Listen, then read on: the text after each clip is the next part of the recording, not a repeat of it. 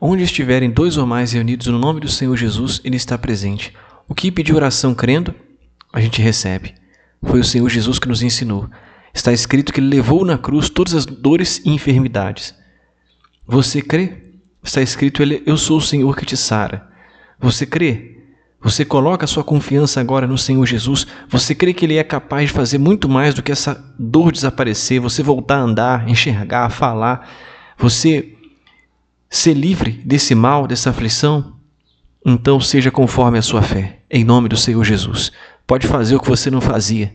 Seja livre e curado. Você está curado, abençoado, livre dessa aflição.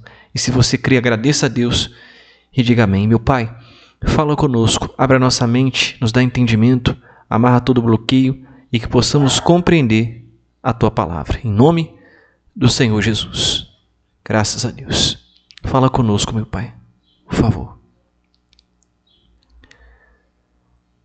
Pessoal, tem de bom ânimo. O Senhor Jesus nos deixou, em João 16:33, o seguinte ensinamento.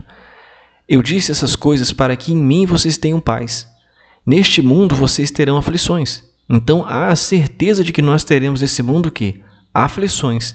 Contudo, quer dizer, entretanto, porém, tenham, aqui está ânimo, né? Mas em outra tradução está, tenham bom ânimo. Eu venci o mundo, quer dizer, se eu estiver em você, você vai vencer também. Então, você escolhe se você vai ter bom ânimo ou não. Mas você tem que ter a ciência de que você tem que ter bom ânimo para você vencer. Mas eu sou cheio do Espírito Santo, eu sou da fé, eu estou na igreja. Você precisa do Espírito Santo, se ainda não recebeu. E se já recebeu o Espírito Santo, foi cheio do Espírito Santo, precisa manter o fogo alto, porque você vai ter que fazer a sua parte. Ter bom ânimo é como mandamento. A gente precisa ter bom ânimo, não temos escolha. Então, o que está escrito na palavra de Deus é o que conta. Todos os pensamentos que vêm em contrário, dúvida, fraqueza, desânimo, aquele dia que você não está muito afim, descarta. E ouça a voz de Deus que Ele diz, eu sou contigo, eu serei contigo. Se você for com Deus, se você fizer a sua parte, se você lutar, Deus sempre vai fazer dele. Confie nele, com sinceridade, com constância. Faça a sua parte. Muitas pessoas também esperam que Deus faça a parte dela. Mas você precisa fazer a sua parte. Seja diante de Deus, no casamento, nas finanças, sempre vai ter a nossa parte. A salvação não é por méritos, por obras, é pela fé. Eu tenho que reconhecer que somente o Senhor Jesus, com seu sangue derramado, me justifica diante de Deus.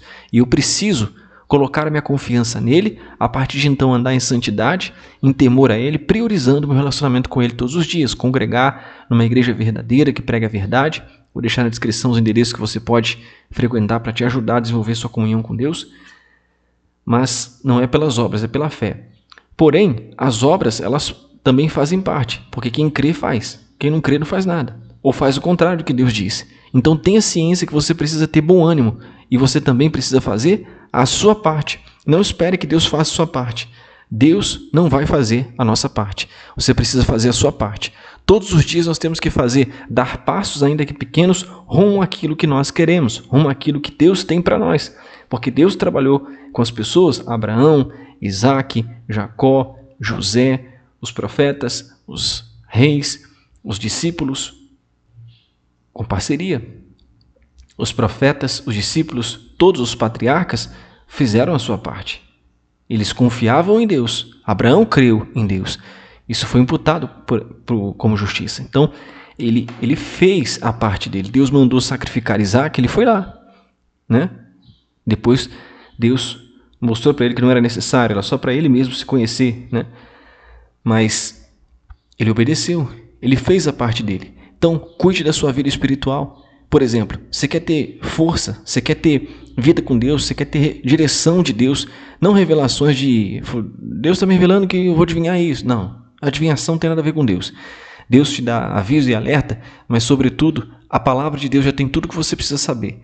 Então, você quer ter direção, você quer ter sabedoria, você quer ter força, sem vontade ou com vontade, faça tempo para ler a Bíblia e meditar. Peça a Deus para te mostrar o que você precisa entender e praticar, obedecer, mudar. Tenha bom ânimo, faça tempo para falar com Deus, tenha vida com Deus. Nas demais áreas não é diferente. Financeiro, honra a Deus com as primícias, com a oferta. Não tenha o coração em conquista. Faça o seu melhor no trabalho, faça a sua parte, priorize a Deus, honre a Deus, consulte Ele o que Ele quer que você faça em relação à fé, aos propósitos, em relação ao seu trabalho. Dê o melhor e você vai colher os frutos. Não tem jeito. Invista, poupe para que a sua renda cresça, seu patrimônio desenvolva. No casamento, decida tratar bem o seu cônjuge para agradar a Deus. Não fique esperando ele merecer, que ele te trate bem, que ela te trate bem. Faça a sua parte, tenha bom ânimo, porque aí Deus vai fazer a parte dele. Se o seu cônjuge não quiser mudar, Deus vai fazer alguma coisa. Você pode ter certeza disso. Só tem a importância que todos os dias a gente tem que ter bom ânimo, fazer a nossa parte. E a gente encerra aqui com as seguintes perguntas. O que você faz todo dia? Tem fortalecido a sua fé? De repente você acessa mais o celular, não que não possa, né? Conteúdos lícitos que não desagradam a Deus, tudo bem. Mas de repente você tem coragem de ficar 3 horas, 4 horas no telefone, no celular, mas não tem coragem de ficar meia hora meditando na palavra. Não tem coragem de ficar 1 hora orando, 20 minutos, enfim, o seu tempo entre Deus e você. O que você faz todo dia tem sido benéfico para a sua saúde? O que faz todo dia, o que você faz está te aproximando da liberdade econômica? O que você faz todo dia te leva para mais perto ou para mais longe de Deus? Então é hora de você se avaliar. Feche os seus olhos e pense nessas perguntas, estão aí na tela. O que você tem feito todo dia? Tem te aproximado de Deus? Qual foi a última vez que você se fechou a porta do quarto, banheiro, se humilhou para Deus, se derramou, falou tudo o que estava no seu coração, sem formalidade, sem religiosidade, rasgou a alma? Qual foi esse dia? Qual foi o dia que você investiu alguma coisa para a sua vida financeira andar, patrimônio crescer, multiplicar? Qual foi o dia que você fez o último voto, propósito com Deus para investir na obra de Deus?